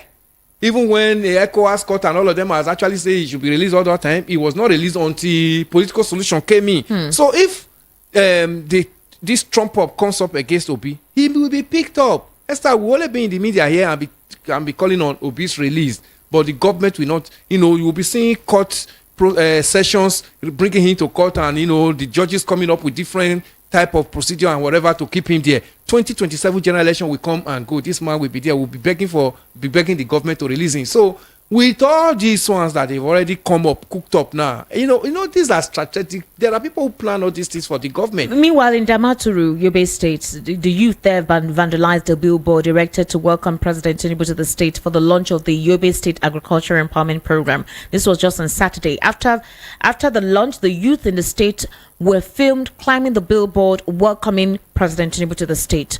The billboard had photos of President Tinubu and Vice President Shettima with the words, "Thank you, Mr. President, have a safe trip." And the youth vandalized the billboards and tore out the banner with the welcome message. It was not a pretty sight. Yeah, that's hunger. A hungry man is an angry man, Esther. And you cannot, take that away from the youth. I think when we were shouting during Buhari's regime right here in the south, I think they were still shielded. They were having it better. Now the reality is done. The curtain is torn now. Like in the Bible, we say the curtain is torn. Both the Gentile and the Jews, can receive the good gospel. That's what we are seeing now. There is no protection any longer. And I think what we have been shouting in the south now has gotten over there to them now. In stark realities. But one wonders, they have state governors. And this government will tell you that they have released so much to state governors. And you and I, we reel out every month here the trillions that they share in Aso Rock, Federal Account Allocation Committee, and how much that goes to state now. You also ask me, what are the state governors also doing? Most of these state governors are living larger than expected. You see them, flying chartered jet and all that. Some of them have even made Abuja their own governance seat. Many of them are not in their state. They don't even feel what the people are feeling in their state. So as they are talking about the federal government, they should also be talking about their respective state governors.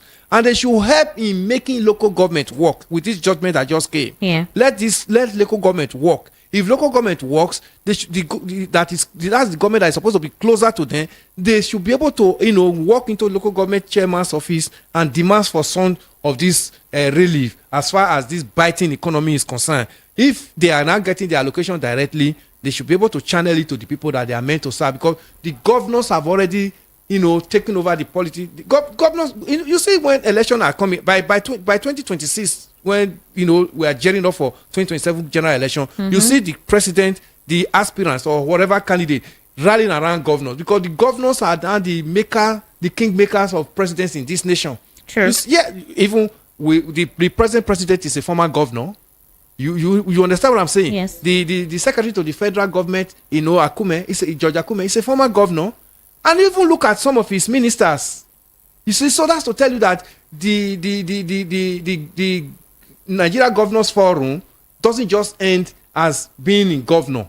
Even after being a governor, they continue, to think of how to move Nigeria politics backward. Peter Obi's media team has accused the presidency of attempting to arrest the Labour Party presidential candidate in 2023, and they released a statement on Saturday. That was Yunus Atanko. He said the administration of Tinubu has hired and strategically deployed multiple attack dogs against Peter Obi, and they said that the position of the Obi media team comes in direct reaction to an earlier allegation by Bayo Onanuga, which we've just, actually read out. Tanko, in a counter statement, described the allegations against Obi as wild, wicked, and baseless, and he urged the general public to ignore the attempt by the presidency to launch cheap blackmail.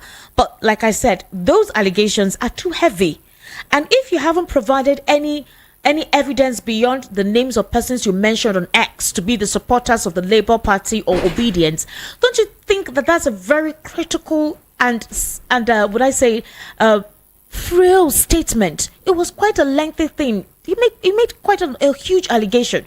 So what if Peter Obi decides to sue him? Yeah, that's what. Apart from this statement released by Tanko on Peter Obi, Peter Obi's legal team should also be coming up with something on at least. Oh no, Peter Obi has actually spoken out. He spoke out today. He declared that he holds no grudges against those spreading lies and falsehood about him. This was through a personalized statement he signed on X account. He said he understands that those spreading lies about him are doing the bidding of their masters, but urged them to, instead of spreading lies about him, channel their energies towards helping Nigerians who are suffering due to the unfriendly economy. And he submitted that his political journey has not been rooted in any personal gain, but the principle of genuine love for the people. So again, a lot of Nigerians are saying this response that he's given is too cordial, too light, that Bayo Onanuga made a heavy allegation against him. Bayo Onanuga called on the DSS to arrest him. Bayo Onanuga literally is weighing the proposed protest in August on him. That's what you just done. So in other words, if anybody is shot dead, if any infrastructure is destroyed, if any institution, that means he should be held responsible. You're asking the DSS to pick him up. Yeah, that's why I said Obi should, waking up his legal team so that they can begin to think of how to also sue Bayo Onanuga for all these unsubstantiated if you don't have any evidence, why would you make such a statement? On him, he should also work on that. Then Obi has always been the peaceful person. You see, even his statement now, even as you read it, his followers are saying you cannot be this light when it comes to issues like this. They feel he should spine up. He can't change overnight. This is just somebody that doesn't believe in taking it violently. Let us get it the way it is. Even since the kangaroo election came and gone in 2023, Lucy has been moving around, commissioning projects, initiating projects for even most of the northern parts of Nigeria, and commissioning them. That's to tell you that he's out for the welfare of Nigeria, not to make out to Nigerian suffering. If you ask Peter Obi genuinely, he will tell you, I'm not going to be in support of anything that has to bring more pains. Yes, that's why more pains to Nigeria. So he may not even welcome all these protests or whatever, because already the government is going to hijack it and going to label people, and people are going to die. Infrastructures are going, the little facilities and infrastructures are going to be destroyed. He said that instead of them, his name will be the one that will be mentioned against all those destructions. He said rather than them spreading lies, they should pay attention to the plight of the citizens who are crying out due to the hardship in the country. I would have expected that even as this protest is, there is this protest, people are talking about this protest, the government will come out with, we are doing this, this is what we want to do. Let's come to dialogue, let's share, rub minds together to make sure that this thing doesn't hold. This is what we are doing. But unfortunately, a spokesperson of the president is issuing a threat. And you know that those threats are, like adding sort to injury. Yeah, at this time, at the stage of the economy, those kind of statements. The politics is already too overheated, to start receiving all this kind of threat again. You just talked about billboard. You picked one person. You just talked about and an entire ethnic group. Yes. When the originating stance is not coming from there. It's not. It's not good for a serving minister to do that. Even the ethnic group that they keep on mentioning, they have even said they are not going to join the protest. They are not going to be part of it because they have had their own, and they are licking their wounds, and they are getting on with it. So even if the nation gets worse than this, we'll continue on like this. Have we actually been accepted to be part of this nation? We are only forcing ourselves to be part of this nation. So if not that what we have been saying over the years, that this nation has never been a nation, and it's now that you are feeling that it is bad, you want to come up with your protest, right on with your protest, we are not part of it. We have been surviving even with all the inhuman treatment that has been meted out on us. That's what they are saying. And, and why we believe them. All right. The number to call is 0700 903 903 903. That's the number to call. And the WhatsApp number is 0817175638. I think we have a call already. Hello. Good evening. Welcome to the Political Spotlight. What's your name? Hello, my name is Christian, and I'm Christian. calling from the US. Welcome, Christian, to the Political Spotlight. Please go ahead. Yeah, hello to Mr. Elvis. Yeah, I agree. Yeah, good evening, sir. Yeah, I agree with Mr. Elvis. This could be a setup against Obi.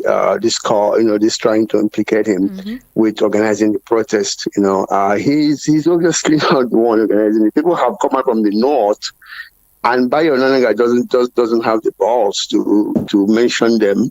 And he's just calling the one person he thinks has a link of weak resistance, but he's making a mistake. If this is a setup to get him arrested and sideline him until the next election, then it's going to backfire big time. I hope they're not thinking along those lines, at all. And again, protest is the right of citizens. The current president engaged in it. Others have engaged in it in the past.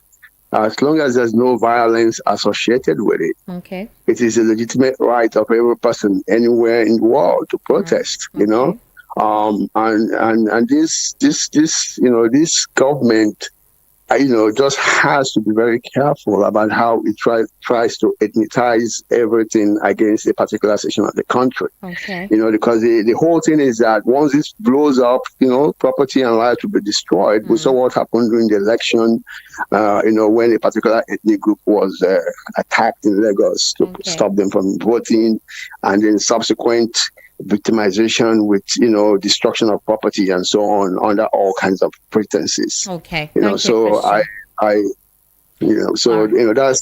That's my contribution. Thank you so much. Thank you so much, Christian, for calling in and being part of the conversation this evening. I would implore you to also call us on 0700 903 903 903. That's the number to call.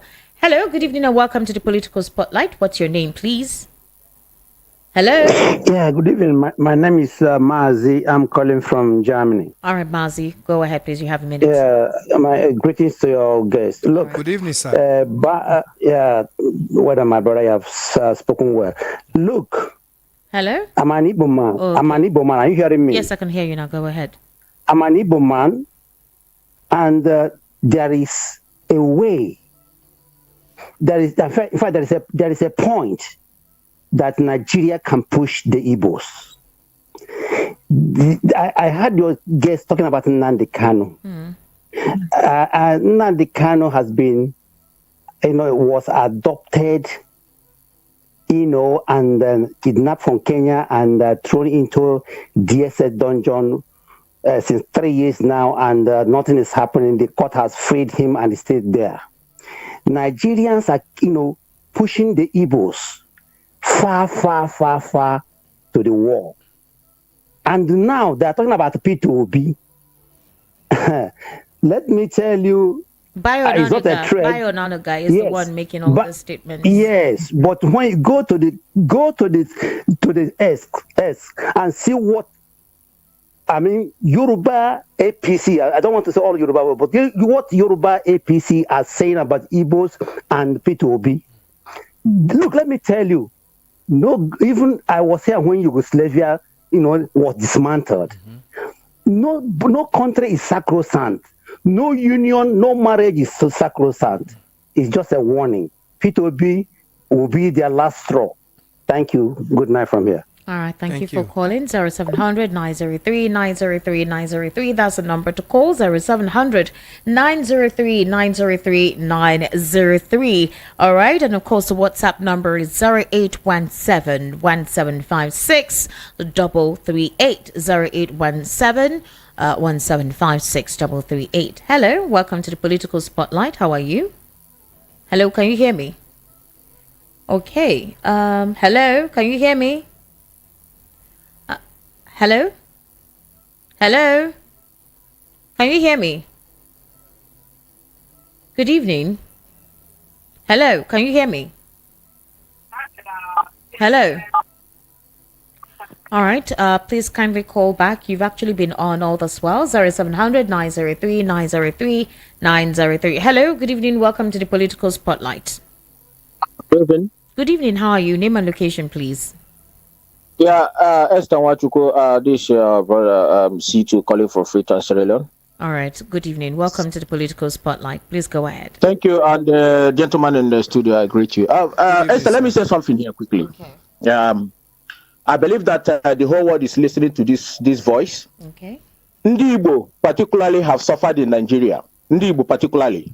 We did not commit any crime. The only crime we commit is because somebody from the Crown of Britain in Scotland, Comfort de Lugard, came to my ancestral land and put me with the people who my ancestors don't know who they are. Since then, we have been suffering up to now. They say it's amalgamation. Whatever happened in Nigeria, they kill Ndi Igbo. Whatever happened in Nigeria, they murdered Ndi Igbo. Our blood have served Nigeria enough. Our blood, Ndi Igbo blood, have served in Nigeria enough. This is the reason why Ojukwu took Gowon to Aburi Accord to negotiate how everybody is going to cope peacefully in Nigeria. Gowon came back. It was the Westerners who told him not to agree. Gowon, please don't shout. I beg you. Talk, okay, don't shout. Let me calm down. It was the same Nigeria who told Gowon not to agree with the Aburi Accord. What did Gowon did? He unleashed pogrom on Ndi Igbo. Till today, they are still demolishing Igbo property. Igbo people never commit any crime against Nigeria. So what is your submission now? What is your submission on the My submission is this. Let them go ahead and arrest Peter Obi if they are not afraid. Why would they arrest him? Arrest him for what? Yes, he did nothing. Because you see, let me tell you, they know that the people governing Nigeria today have failed, but they want to put it in an Igbo man's head. Peter Obi, the problem of Nigeria now, no longer Ndi Igbo, it's Peter Obi. This tribalism, I have called Ndi Igbo to show Nigeria hatred, but they are not listening. I have called Ndi Igbo to keep retaliating about this hatred of Nigeria, hating you people. You are not listening. For how long are we going to be on defense? For how long? Nigeria will be labeling us what we are not. All right. Thank you very much. Okay. Yes. All right. Let's take more. Let me read out some messages here. Good evening, VOP. Massive protest is overdue, and that's why this government is taking Nigerians for granted. Under a year and few months, this government has done more harm to her citizens. Imagine millions have been borrowed and illegally spent under this administration. The worst is that they don't even care about what we say or do. Let the protest go on. I will be involved. Ralph from Satellite Town. All right, Ralph, thank you for that message. We also have this particular message. Good evening, Esther. If you compare Buhari and Tinubu's administration, which is better economically, this Tinubu regime has failed woefully. All right. Good evening, Esther. Tinubu's government has absolutely nothing to offer this country. We know his antecedents in Lagos, so no one can describe or tell us who Tinubu is. What is happening now is not a thing of surprise to me at all. You see, these lawmakers slashing their salaries are nothing but a joker. Esther, their salary will be paid to them in full. Those statements were made just to calm people down, not to protest. AY from Mushin. All right, AY, thank you for that message. Dear Esther, it is wrong for that rep member to ask for dialogue. With who? Who? The right question should be, what are they protesting about? It is obvious to the deaf and clear to the blind that Nigerians are wallowing in hunger and abject poverty, insecurity, travesty of justice, misrule. What should then occupy the minds of managers of government is, how do we address the agitations of the masses? Let them start addressing the knotty issues before the planned protest day. That is a dialogue that the government requires to nip the protest on the board. Chikena. Ndume's treatment is even capable of triggering the situation as it is now makes the National Assembly sit on a keg of gunpowder. God bless you, my honest and objective analyst, VOP. In fact, you are a head shoulder above others in your choice of analyst. Tony Anele from Ijegamo. Thank you, Tony, for that message. Good evening, Auntie Esther and the guest. Samuel Eto from First Tech. I dare Tinubu by an underground APC government to arrest Peter Obi, and they will see what will happen in this country, and none of them can escape it. Good evening, Esther and your guest. My name is Chinedu from Alaba International Market. I want to use this opportunity to plead to all VOP's families once again, before you call or send a text message, make sure you listen to the issue being discussed. Go straight to the point. we should also remember that radio stations are formal. We should mind the way we exchange pleasantries. 3, everybody is aware that security agents are warming up against a forthcoming protest. Their reactions will determine whether it's going to be peaceful after the first day if they're not affected. Their families and others who in one way or the other related to them. But it's not a surprise because our colonial masters had said it, that after 100 years, and we're not comfortable, we should go to a separate way. And that's the best solution as it stands right now. Okay, you did not tell us your name, please. Okay, Chinedu from Alaba. All right, Chinedu, that's quite a lengthy one. Good evening, Esther and your guest. Every time people want to talk in this program, you will say be civil. And now look at somebody who calls himself a government official in person of Onanuga saying something that he can't substantiate. Is that not doing something that this government will say it is against the law? What a government that is anti-people and lawbreakers by accusing Peter Obi wrongly. What will Bayo Onanuga tell his village people who are also in this suffering we're experiencing now? Or are his village people not Nigerians? Or has he taken one of the trucks to his village people so that they will be feeding, they will not be feeling the harsh economy? Now, wow, Chinemere from Agbara. All right, Chinemere. Good evening, Esther and Analyst, Mr. Jude from Okota. Happy Sunday to you all. Please, if the protests will not take place, Nigerians will give Tinubu a specific time to stop the insecurity. Arrest all those with our money, including Buhari's own, and use the money for our refineries. Let the farmers go back to the farms. After the time given to him and he can't do that, let him resign peacefully or be forcefully removed. Thanks. Okay, that's from Jude from Okota. All right, Jude. Okay, good evening, Esther and guest. You can see what happens to Ali Ndume as a party loyalist. Can't you criticize government considering the situation of this country? This is democracy. Is this democracy or imperialism? For the NSAS protests, killings of Nigerian people and some imprisonment was conspiracy of Buhari. Okay, that's quite a lengthy one. I'm sorry. Please make your statements as short as possible. This government has always been the one inciting ethnical issues. Right from the time of election till this moment, all we have been hearing is this ethnic group, that ethnic group. They keep using ethnicity as a scam to divide we Nigerians. Alex from Oshodi. Good evening, Esther. What APC spokesman said about Peter Obi is false. Arresting Obi will bring doom to Nigeria's federal government, and they will not believe what will happen. Ifeanyi from Okoko Maiko. Esther, I find it extremely difficult to understand why you and one Precious hardly take my calls. Barrister Elvis from Canada. Barrister Elvis, I am so sorry. We don't seek, we don't choose calls. Hello, good evening, and welcome to the Political Spotlight. Good evening. How are you? What's your name and location, please? Yeah, my name is Thomas. Sorry for Alaba. All right, Thomas, go ahead. Yes, talking of Peter Obi, I am not a Hebrew man. Okay. I'm a civil person. I am from Benin State. Okay. But sometimes, honestly, to be sincere with you, sometimes when you look at Hello? your comment of, Hello, can you hear me? Yes, so you said what? I said sometimes when you look at, you listen to our leaders' comment and their actions, they do speak well of this country, and it makes some of us believe that yes, we are not one. If somebody is saying we are one Nigeria in this country, maybe we are deceiving ourselves. Okay. I know how Buhari, the same charges that Buhari charged against Nnamdi Kanu was the same charges that Buhari charged against Omoyere. Sure. So when Tinubu took over, and because Tinubu is a Yoruba man, we have Attorney General of the Federation, which is a Yoruba man. He will do the case against all the charges against. No. I don't want you to call in and use ethnicity as your logic. I'm not. Yes, I'm trying to give you an example. Okay. The same charges that Buhari charges against this person, same charges the Nnamdi Kanu is suffering is still in detention. Why the other person, the Attorney General of the Federation, will do the cases against him? What is that telling you? I am not an informer. I told you that I'm also from North. Okay. But sometimes our actions are not showing us that we are truly one Nigeria. Okay. And if Peter Obi that they are talking about it, truly, whether protests will go on and Peter Obi will be arrested, and many are thinking, honestly, it will be something else. It will be something else.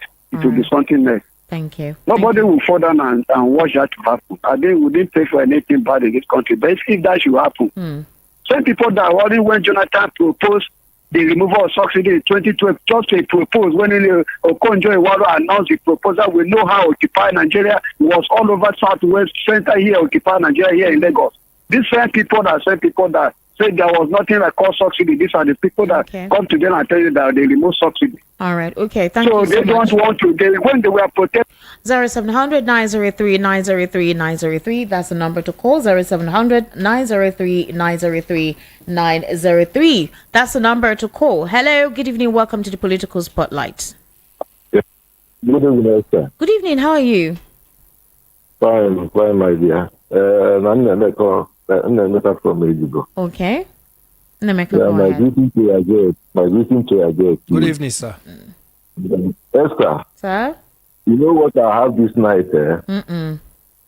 We can never dispose the baby with the dirty water. Okay. It's all our responsibility to all the good citizens of this country to join hands and protect this baby from this dirty water. You understand me? Yes, and we take the baby and dispose the dirty water, whether they like it or not. Okay. Do you know why I'm saying this? No. I'm bringing this to this guy, this Analuga, waiting being name. Okay. Listen, the country belongs to everybody. Okay. And everybody wants peace in this country. If he doesn't know how to communicate, he should know how to communicate. Let him not put anger on the people in their heart. We are trying to gather the nation together to see how we will build a good country. And you are separating it every day. You have a platform to talk. All right. Is that a way to communicate with your citizens? Trying to, tax on people. That's not the way a government official work. A government official bring every tribe together to see how they will join them together to build a good nation.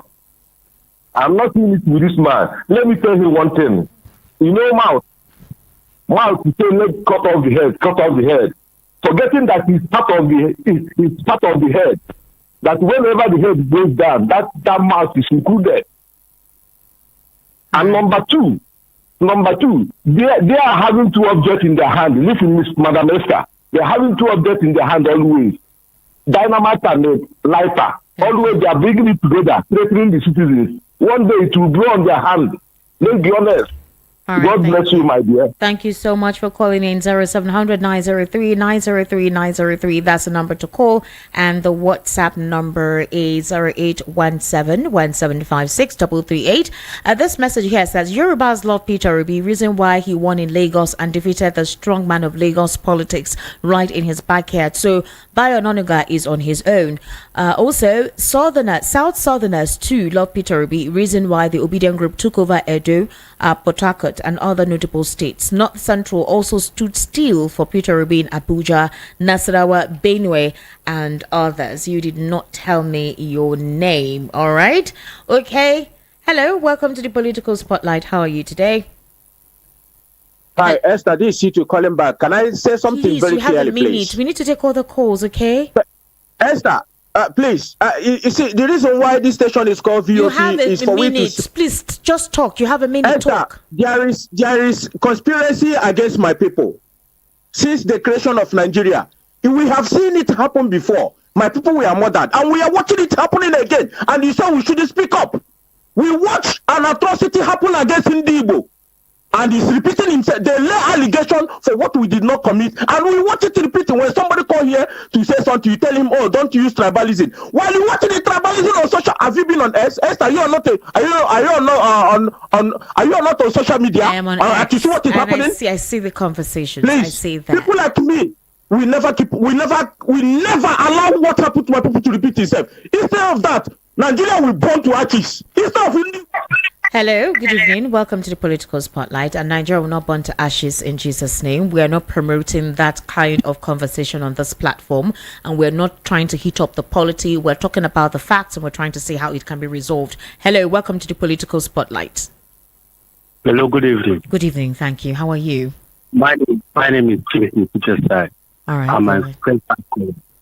All right. To be frank and honest with you, Madam, I hear you with you. I can hear you, please. I do listen to your program. Okay. And I love it. All right. Well, the problem of Nigeria is ethnic. All right. Maybe Yorubas understand that we are just fighting for the betterment of Nigeria.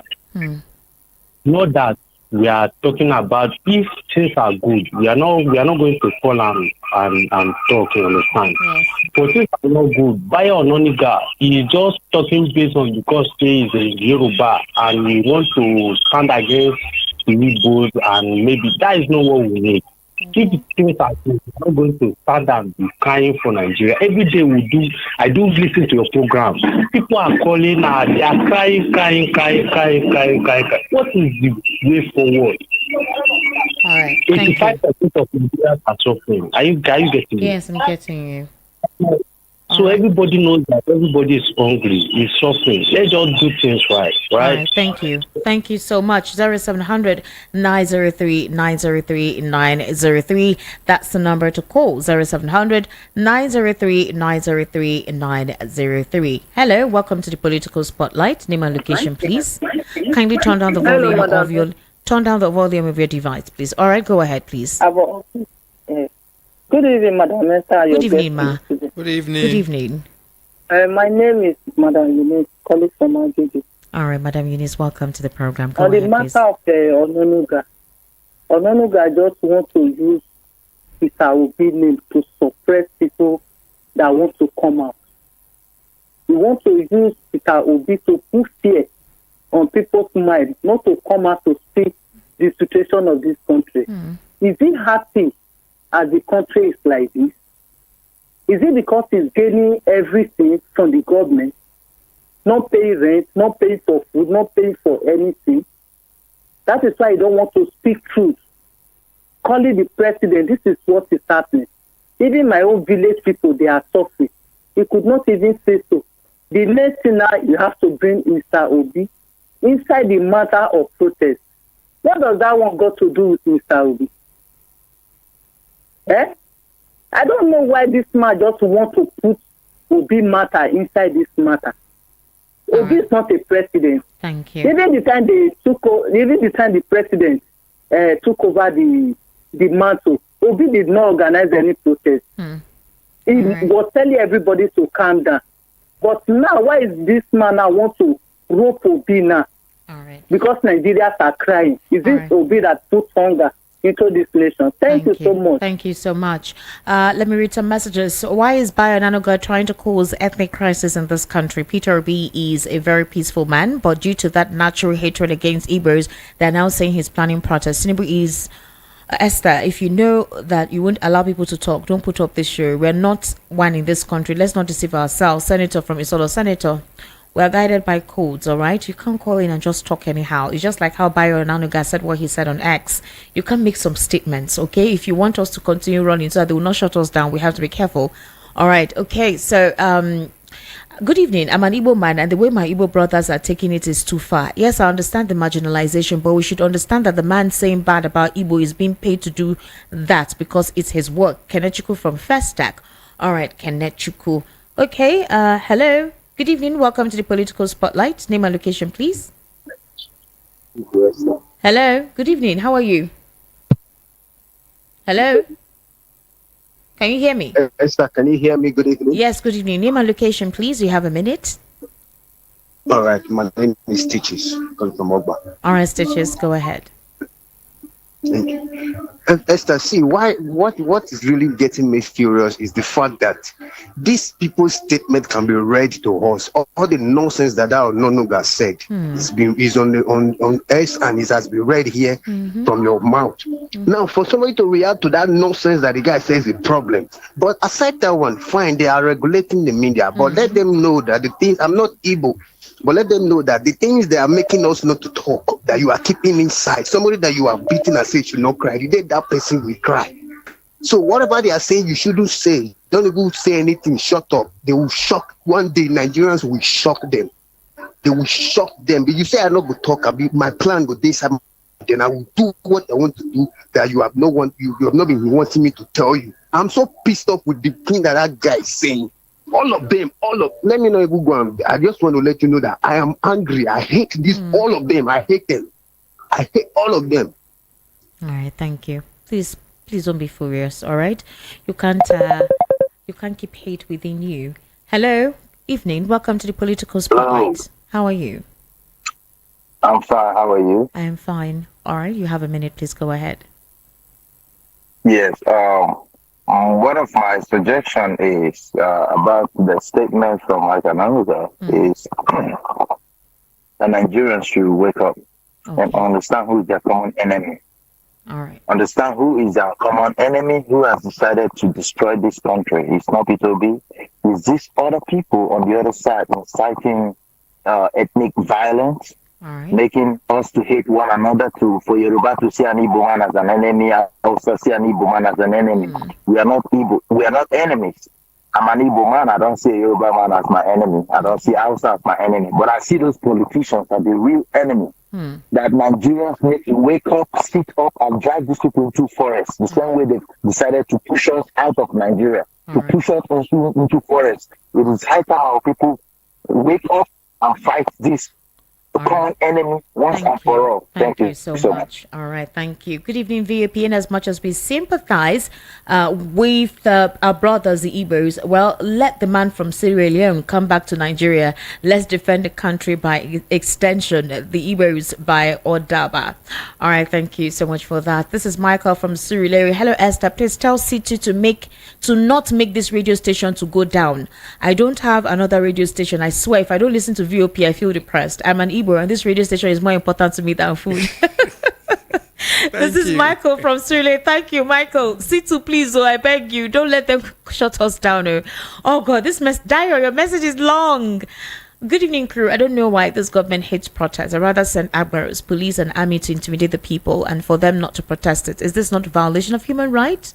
All right, they say, the sinners run it when no man pursue it. Both the righteous is bold as lion. Why is this government running from protests? In the protest in 2012 against Jonathan government, now they don't want protests and receive criticism. All right, thank you so much, Bayer from Fagba. This government has nothing to offer Nigerians. Rather, they are very busy destroying the economy, borrowing and squandering, then making life very difficult for Nigerians. Imagine a government official, Bayononiga, accusing Peter Obi as a sponsor of the proposed protest while refusing to attack known personalities whom have called for the protest. This is government, and its official needs to be careful over how they treat Nigerians. This is pure dictatorship staring us in the face. TC from Ujo. Mr. Elvis, kindly tell us, what are your recommendations based on Nigeria's reactions to the conversation we've had this evening? Very interesting, Esther. You can see that what we are discussing in the studio here tallies with what is on the street and in the mouth of Nigerians. And it's just, this government is just looking for where to take Peter Obi out of circulation. Okay. Because Peter Obi's popularity, even after the shenanigans that went on with the election, is still threatening the government. They've just discovered that this man has organic love from Nigerians, and they are not comfortable with it. That's why you see a very senior officer in this government, every statement he made that he cannot substantiate with any evidence just revolve around just one person. This person has actually left your decision that your decision that he's the one that won the presidency. He has left it for you people to carry on in the next 4 years. Yet you are not comfortable because he's Nigerians still rally around him and love him. I think they should leave Peter Obi out of the suffering of Nigerians. All right. They should do what is expected of them to do. The democracy is the government of the people, by the people, and for the people. If the people are not feeling the impact of democracy, they have right to protest. Mr. Elvis Salim Mihele, thank you so much for taking your time to be part of the conversation. Social media handle, please. Elvis Salim Mihele at all the... Are you on X? I'm on X. All right. Absolutely. Elvis Elim Mihele across all social media platforms. Estic Media on YouTube. That's ESTIQMEDIA. Esther Wachiku on Facebook. At Esther Wachiku on Twitter. And Esther Nwaz on Instagram. That's ESTANWAZ. To have yourselves a wonderful evening and bye for now.